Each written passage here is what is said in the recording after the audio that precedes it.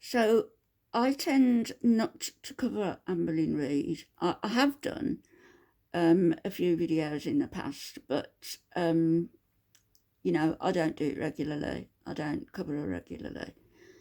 And the reason is because I find her incredibly boring. I find everything about her incredibly boring. I find her very unlikable. Right from her first video where she was shy, people have said, and I'd say coy, with a sort of sneering attitude. And she knew what she was doing when she came on. She knew it wasn't going to be a weight loss channel as such. And she knew it was going to be a weight gain channel for as long as it brought the money in. And of course, over the past few years, it has brought a lot of money into her. But even she now must realise that at this stage, she has gone so far that she may not be around to enjoy that money. And it's going to have to be left for other people to enjoy. Who? I don't know. Her mum, her exes, who knows? But unless she takes control and gets help, she's not going to be, she's not going to be going to Bali or Mali or anywhere else. The Seychelles, the Maldives, wherever it is she wants to go. She's very arrogant. She won't take advice from anybody. She buys numerous journals and we don't ever see what's written in them. She's tried at poetry and failed abysmally. But now we have allegedly the love of her life, spilling the beans on AmberLynn. Jumping beans. So she's talking about 2017 and when she, Destiny, and AmberLynn Reid moved in with Destiny's mom. For some reason, I don't know. Maybe AmberLynn was between apartments. Don't know. No idea. And frankly, I don't care. But it'll be interesting to listen to what Destiny has to say about her ex-beloved. Destiny, who everybody said was like a little boy, and Amber used to treat her like a little kid, despite asking her, allegedly, to marry her. And Destiny refused. And of course, as we all know, found another love, Dana, who I don't think she's with now. So let's listen to a little bit anyway about what was going on in the Destiny's mother's household. So, in the start of 2017, let's see. Oh, one thing I want to mention before I get into this, when I said that AmberLynn and my mom got into an altercation, AmberLynn didn't hit my mom. Oh, good. She didn't get the chance, basically. Oh, good. She kind of just, like, I don't know if my mom, like, slapped her, did whatever to her, but AmberLynn just essentially fell to the floor. What a delightful household. Lovely. Let's see. Talked about in January, Redbox movies. We were getting them too often and paying outrageously for them. She did a DVD haul. I don't even have any of those DVDs. I don't think, keep any of them. She did show the Married with Children collection. I want to say we got that so cheap. We got it at Ollie's for literally $1 a season.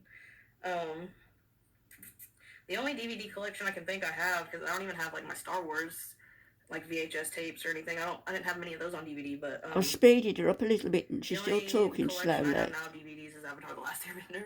Clearly, I'm a big fan. That's my dog again. Papa, Carter.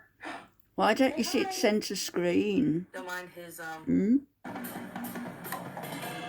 what you would call it. It's a belly band, because he likes to try and mark. He's in a constant fight of doing it for some reason. I don't know why. So I did that so he doesn't ruin any of the furniture. He has not really done it since we moved in here. and he just started doing it. I don't know A if it's belly because I know band. Bo's not doing it. I don't know if Isn't he's that just kind of like cruel? assert his dominance, what he's doing, but he ain't running no furniture. Hmm. Let's see. When you get a pet, you should expect AmberLynn it. shows a lot of soups. Like I said, I never ate those. She talked a lot about us watching DVDs. I know this stuff is boring, but it's just what I wrote down. Yeah, it's boring. I don't really rent DVDs anymore or anything like that. I have pretty much every streaming service now. Oh, and good. I have YouTube Premium. Let's see. Well done, you. And then What an AmberLynn also achievement. makes a video about Trisha Paytas, like her wanting to see her. So let's see. Let me move this just a little bit. Let's see. Right. Yeah, it's a bit better. She was obsessed with Trisha Paytas. I don't know, like, when that obsession started, but I don't know. She talked about her all the time. I know she watched her a lot. She mentions the thing where I got called an it at a restaurant again. I already addressed this before, but that did not happen. I did not get called an it. And when she's explaining it in this part, she makes an excuse that I wasn't there to hear it. So, who's to say that actually happened? This is when she started reading a lot of y'all's Snapchats, like opening them in videos, and how she didn't want to be on a schedule with vlogging. I literally wrote, this stuff is pretty boring. It got really boring in the beginning of January. So I've pushed it forward because she's just talking about the same thing, and the date nights that AmberLynn said they had, and things that she said that they did and they didn't. And now she's talking about where they were splitting up and Destiny needed somebody to talk to. So I guess this is where Dana comes in. I don't know. I said, so yes, I did sort of emotionally cheat, but I didn't act on it. Like, there wasn't any flirting or anything like that. That was just kind of like in the back of my mind kind of thing. So after we admitted to having some kind of feelings toward each other, we just started talking. You and Dana? And we went on our first date on the 27th of January. After work, it was basically the 28th, because I think we got off at like 2 in the morning, so it was basically the 28th. We had already planned on hanging out Saturday night, so this was a Friday that we went on this little date or whatever. We had planned on hanging out Saturday night, but I was like, hey, would you want to go to the truck stop with me and just get some food and talk and stuff Friday night? So we did that, and we were at the truck stop till like yeah, boring like, you even. Just like talking. I actually was trying to figure out, like, because she told me her friend was coming to get her, but it was getting on so late. I was like, do you want me to just take you home? Because this is getting late. And but yeah, she called her friend, and 2 her friend o'clock in the accidentally morning. fallen asleep, and they had to go get her siblings from somewhere, and she was like, oh no, I'm late for that. Like, I don't know, they were doing something. At 2 o'clock in the morning? Then she finally left, and we planned on hanging out the next night. Aren't you rude? House, just having like a little movie night, whatever. Belch. She had a crazy day that day, I know, because, like I said, we were out till like 4 in the morning. Then she was out with her friend, and then she had to make up hours at work, because at this point in time at our work, if you missed any during the week, you could make up hours and go work on Saturday and work off however many hours you owed. And she had to do that, but she had to be there, I think, at 7 or 8, so she got there. Then she got off at like, I think, 1 or so, and then she had to get her best friend ready for winter ball. So she had to take her to get her nails done, had to do her hair, and all that. And then I finally went over there to hang out with her, and she was like, I literally haven't been asleep since basically Thursday night. So she was super tired. All we did was watch movies. Yeah, I'm getting tired as well. See. And then I ended up staying the night with her because she fell asleep, like, I don't know. I think it was after we had went and picked her friends up from winter ball. Then she finally just was like ready to crash, and I was like, epic, you know, like, I'll just stay the night, why not, as long as she was okay with it. And AmberLynn kept texting me, asking me when I was going to be home, and I was like, just not responding, and I just stayed the night. I know I remember waking up when, like, right when the sun was coming out, because her neighbor had chickens, and they started, like, cock-a-doodling, and I was like, Dana, there's chickens outside, and she was like, yes, there's chickens outside. The chickens don't cock-a-doodle, the cock does. I don't know, it just kind of scared me. And then things just progressed from there. Chickens with Dana and I, you guys know how that went. I went home probably like after lunchtime on Sunday, and AmberLynn had me run her all around Lexington doing what she wanted to do, and then we went to the movies, and then not too long after this, me and Dana had talked about a couple things, and I didn't know it, but her and Charla had been best friends at some point. And basically, like, she was just telling me that when you're friends with Charla, like, that's got to be, like, your only friend. We're not and, interested in you. like, basically, like, Charla won't want you to hang out with anybody else. And I was like, well, that's how AmberLynn is. That's why they get along so well. And she was like, well, me and her, like, I did everything with her. We did all kinds of stuff together. And then I think she said something about she either got, like, a boyfriend or something. I don't know. This was before we knew Charla. So this was before we even started working there. And she said that Charlotte just started like picking fights with her about stuff, and she just ended up not being friends with her anymore.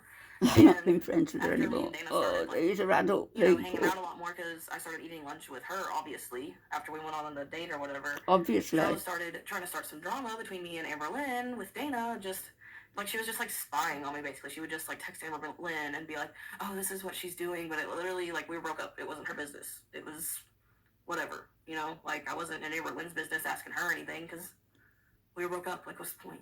Yeah, but you cheated on AmberLynn, didn't you? That is just January of 2017. It was January. And I'm going to finish out the year 2017 and try to go all the way up until this point so you guys have a better understanding of how things went down after me and AmberLynn were just friends, and everything with Becky, and, just everything of that sort. So the tea is definitely coming. I hope this clears some stuff up about. Well, if it's anything like you just shared, and all this, and like I explained before, it's very tepid. Really talking to my ex, it wasn't in a way like that. It was like as friends talking. The only thing I'll admit to with AmberLynn is that I emotionally almost cheated on her emotionally. No such thing. It was thing. in the back of my mind, but I didn't even try to act on it because I was with her, sort of thing. Yeah. So there. Okay. The only time I really, really cheated was when I was with that girl and I cheated on her with AmberLynn. That was the real time that I cheated. All right. And I never gaslit AmberLynn. That's another thing. Like, she called me a gaslighting cheater, and that is not what I am. She was just very controlling. You're just a cheater. And wouldn't let me do what I wanted to do. It was always what she wanted to do. So there you go. Took you a long time to say that, didn't it? That for January. So okay. I'll see you guys hopefully for the rest of the year of 2017. It won't hopefully have to be that in multiple parts. Hopefully. No. I don't see why it would, because for the most part I can't remember a whole lot of like major stuff going down besides AmberLynn getting together with Becky. Okay. But that's not even like a whole lot of like drama stuff. Like, go make your bed now. But all right. Okay. Bye.